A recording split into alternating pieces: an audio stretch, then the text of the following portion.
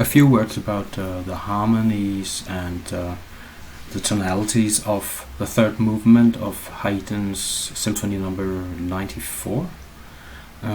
This is probably the most simple of the four movements. Also, in terms of chords and chord progressions, it's fairly straightforward. As we would expect, most of the chords are diatonic chords in the key of G major, the tonic key of the symphony. As we can see here, there's only one sharp here, accident. So we call that that in the circle of fifths you'll find the diatonic chords in a key surrounding the tonic chord, in this case G. So we have the sub-dominant here to the left and the dominant chord to the right, and all the relative chords in here. The supertonic, that would be in this case A minor, and the mediant, that would be B minor, and the submediant would be E minor. So these are the chords that we would expect to occur in a key of G major. There are other keys, other chords in this movement, but let's have a look at it. So in the beginning here, in the minuetto, we have it's very simple. In the beginning here, we have the tonic chord G major, followed by the dominant chord D7, and it goes back to G major here. So we have sort of like a perfect cadence here in the beginning. Then G is added a seventh here, which means that it acts as a secondary dominant, and it's dominant to the chord C, and C, remember, was the subdominant of the for G, and this repeats, and then we get an A7 here, which is also a secondary dominant, and it's the dominant to D, which is the dominant. So it's the dominant's dominant. And the A part of the minuetto ends here, repeating the A7 D, ends on a D, which means it's a half cadence.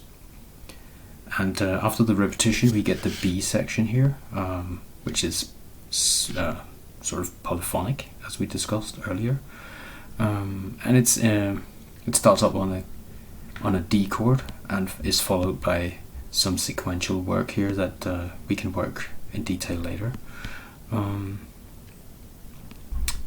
that full section, the B section, ends in a half cadence here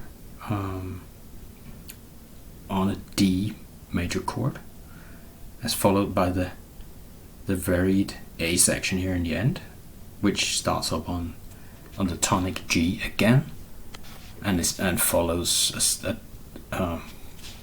almost the same chord progression as in the beginning. Although this time it ends on this half cadence here, on that stop chord with the fermata here, and followed by parallel thirds here, and ending on a pedal point in D and G here.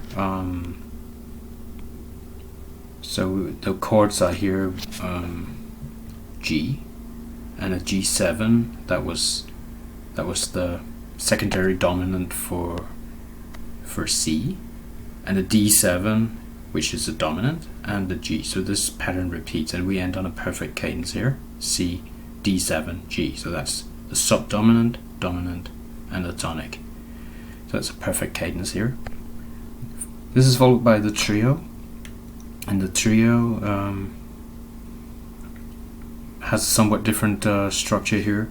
It sounds as if we're a bit off the key when it starts. It starts. There's no real chord here, but it is sort of like an A chord. So points towards the D here, which is the dominant followed by the tonic, followed by an A minor chord, and the A minor chord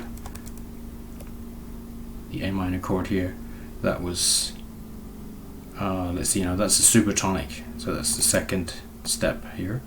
So it's a supertonic chord followed by B7, so this is a dominant chord again, so it's a secondary dominant to the E minor chord, and E minor here is the submediant, and again the well-known half cadence here with an A7 to D,